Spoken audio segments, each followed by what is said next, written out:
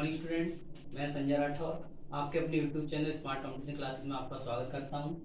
आज का जो हमारा टॉपिक है वो है अलंकार। अलंकार वैसे तो हमने डेफिनेशन के माध्यम से अलंकार बहुत सारे पढ़े हैं, ठीक है, मगर क्या है कि हम उन चीज़ों को क्या है याद कैसे करें, कैसे शॉर्ट ट्रिक में हम उन चीज़ों को याद करें जो क्या है हमारे माइंड पर हमेशा चीज़ें बनी रहें और हमें हमेशा याद रहें। ठीक है, तो आइए चलते हैं कि एक अलंकार की छोटी सी कविता के माध्यम से क्या है कि हम सारे अलंकार को बहुत ही अच्छी तरीके से लर्न कर सकते हैं, याद कर सकते हैं, जिससे क्या है कि हम और चीज़ों को कभी भी हम भूलेंगे नहीं।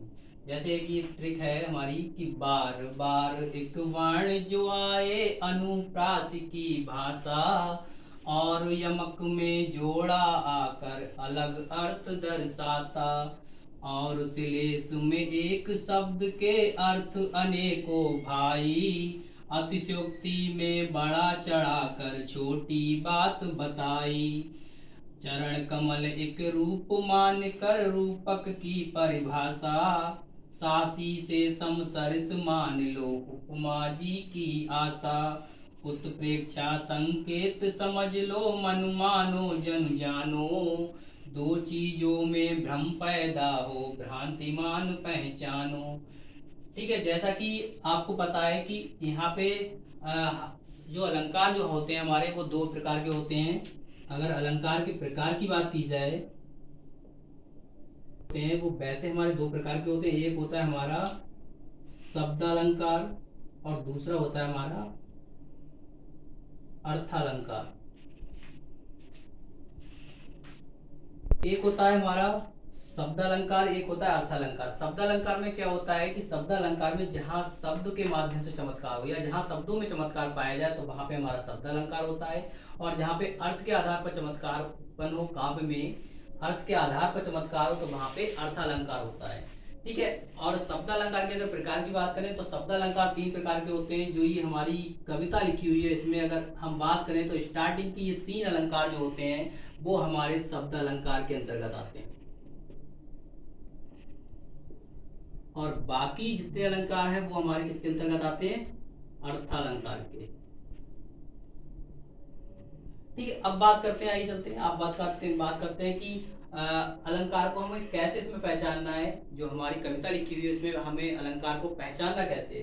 तो यहाँ पे देखो लिखा हुआ है कि बार बार एक वर्ण जो आए अनुप्रास की भाषा, कि जहां पे बार बार एक वर्ण की आवृत्ति अगर बार बार हो तो वहां पे क्या होता है, अनुप्रास अलंकार होता है। ठीक है, अब बात करते हैं हम कि अगर वर्ण क्या होता है और शब्द क्या होता है, क्योंकि वर्ण शब्द और इन चीजों में क्या है कि अलग अलग अंतर होता है।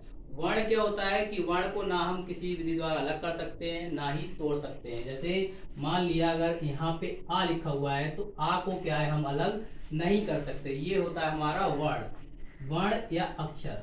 ठीक है, वर्ण या अक्षर।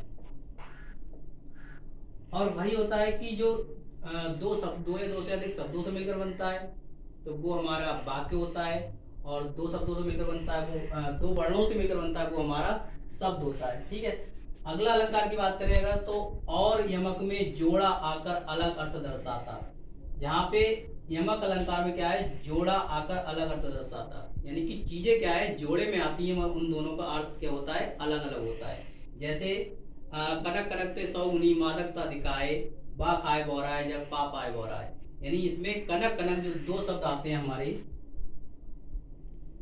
कनक और कनक, ये जो दोनों शब्द हैं वो हमारे देखने में तो सेम लगते हैं मगर इन दोनों का अर्थ क्या है, अलग अलग होता है। ठीक है, ऐसे ही क्या है एक दूसरा अलंकार के उसके उदाहरण की बात करें तो काली घटा का घमंड घटा, तो उसमें क्या है जो घटा शब्द आ रहा है दो बार आया है। तो एक घटा शब्द में क्या है कि बादल, काले बादल। ठीक है, और दूसरे का घटा का मतलब होता है घमंड, घटना। ठीक है, और श्लेष में एक शब्द के अर्थ अनेकों भाई। जहां श्लेष अलंकार होता है उसमें एक शब्द के अर्थ अनेक होते हैं, यानी कि शब्द एक होता है लेकिन उसके क्या है अर्थ अनेक होते हैं। जैसे रहमन पानी राखी बिन पानी सब सून पानी गए ना उबरे मोती मानुष चून। ठीक है, तो यहाँ पे जो पानी शब्द है उसकी जो पानी शब्द की क्या है बार बार उत्पत्ति हुई है, और उसी से क्या है कि सारे शब्द क्या है चिपके हुए हैं, यानी कि पानी के बिना क्या है मनुष्य का जीवन बेकार है, पानी के बिना मोती बेकार है। ठीक है, तो ये हो गया हमारा श्लेष अलंकार। अगला आता है अर्थालंकार के। अगर टाइप की बात करें तो अर्थालंकार में होते हैं हमारे अतिशयोक्ति है, रूपक है, उपमा है, उत्प्रेक्षा है, भ्रांतिमान है। ये सब क्या होते हैं? अर्थालंकार के हैं। तो अतिशयोक्ति, अब यहाँ पे देखिए कि अतिशयोक्ति में बड़ा चढ़ाकर छोटी बात बताई, यानी कि जहाँ पे किसी छोटी बात को बहुत बड़ा चढ़ाकर बता दिया जाए तो वहां पे कौन सा अलंकार होता है? अतिशयोक्ति अलंकार। यानी कि इसमें क्या है? अतिशयोक्ति में बड़ा चढ़ाकर छोटी बात बताई। यहाँ पे बनाई लिख गया है, सॉरी बताई है। तो यहाँ पे किसी छोटी सी बात को क्या है? बहुत बड़ा चढ़ाकर बता दिया। जैसे कहते हैं हम कि कहीं पे खून की नदियां बह गई, तो वहां पे नदियां नहीं बहती, उसकी छोटी सी, बहुत सी छोटी सी बात को क्या है? बहुत बड़ा चढ़ाकर बता दिया जाता है। ठीक है, तो वहां पे होता है हमारा अतिशयोक्ति अलंकार। अगर हम इसके उदाहरण की बात करें तो जैसे उदाहरण है कि हनुमान की पूंछ में लग ना पाई आग और लंका सिगरी जल गई, गए निशाचर भाग। क्योंकि जब हनुमान की पूंछ में, यानी कि कितनी चीज को बड़ा बड़ा चढ़ा के बताया यहाँ पे कि हनुमान की पूंछ में आग भी लग नहीं पाई और लंका सारी जल गई। ठीक है, क्लियर हो गया ये। उसके बाद आता है कि चरण कमल एक रूप मानकर रूपक की परिभाषा। जहाँ पे हम किसी व्यक्ति के यानी कि चरण कमलों को क्या है? एक रूप मान लेते हैं। ठीक है, या उसके रूप की तुलना करते हैं, तो वहां पे हमारा कौन सा होता है? रूपक अलंकार होता है। जहाँ पे किसी व्यक्ति या वस्तु के रूप की तुलना हो, ठीक है, तो वहां पे रूपक अलंकार होता है। जैसे मान लिया कि मानो मैया मैं तो चंद्र खिलौना ले। अब उन्होंने कहा कि मैया मैं तो चंद्र खिलौना ले, मैं तो चंद्रमा के समान खिलौना लूंगा। तो वहां पे क्या है कि उन्होंने क्या है? चंद्रमा के समान खिलौना मांगा है। अब चंद्रमा थोड़ा ला के दे देंगे उन्हें, तो उसकी आकृति का, उसके रूप की तुलना, यानी कि चंद्रमा के रूप की तुलना की, मैया मैं तो चंद्र खिलौना ले, तो यानी कि चंद्रमा की आकृति का हम क्या है? उन्हें खिलौना दे देंगे। ठीक है, तो वही क्या है? उनके रूप की तुलना हो गई।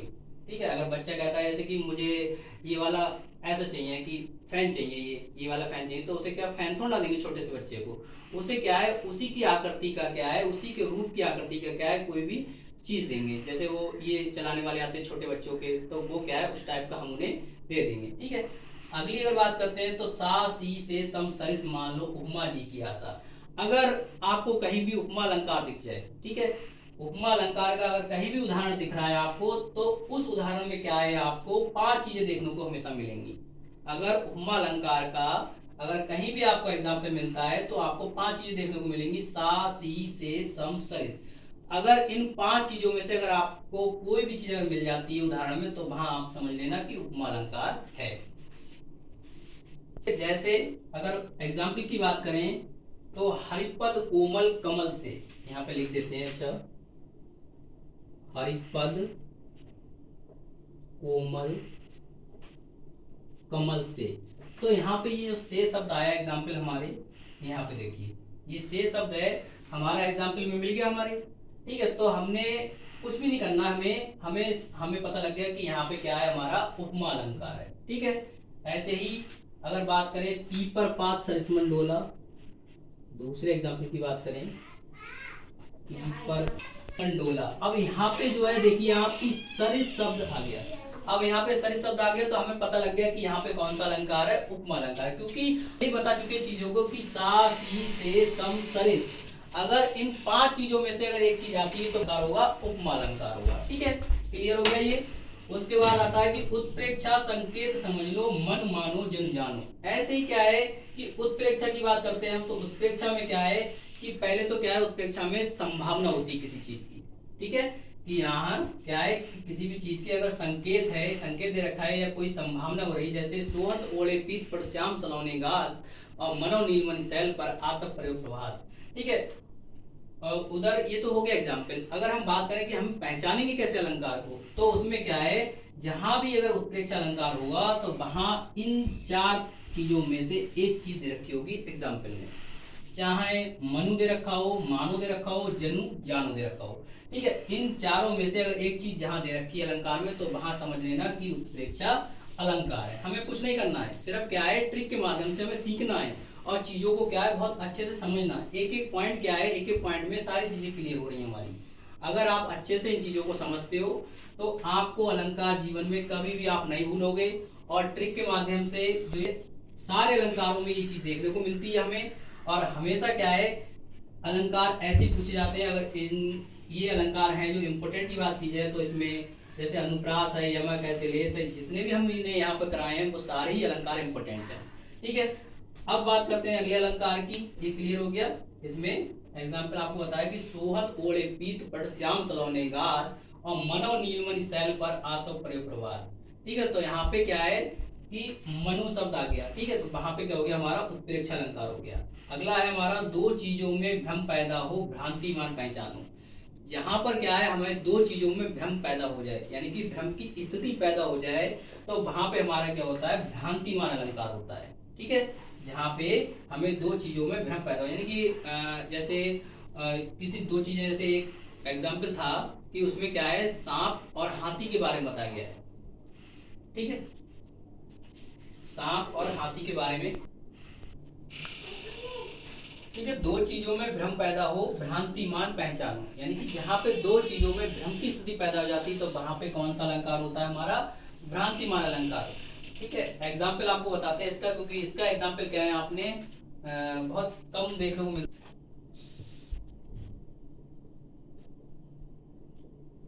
बिल विचारे प्रतिसन लगे नाग सुंड में ब्याल काली ईख समझकर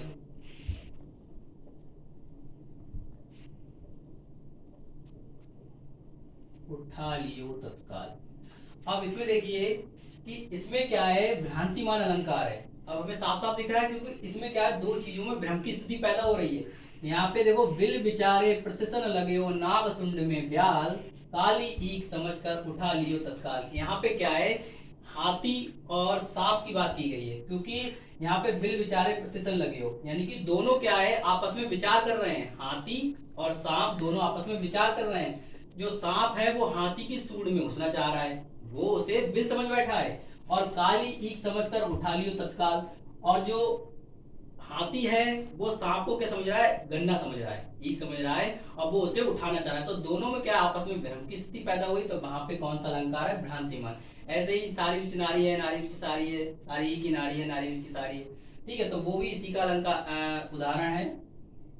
ठीक है, तो अब क्लियर हो गया आपको कि कैसे अलंकार हम क्या है शॉर्ट बहुत ही अच्छे तरीके से क्या याद कर सकते हैं।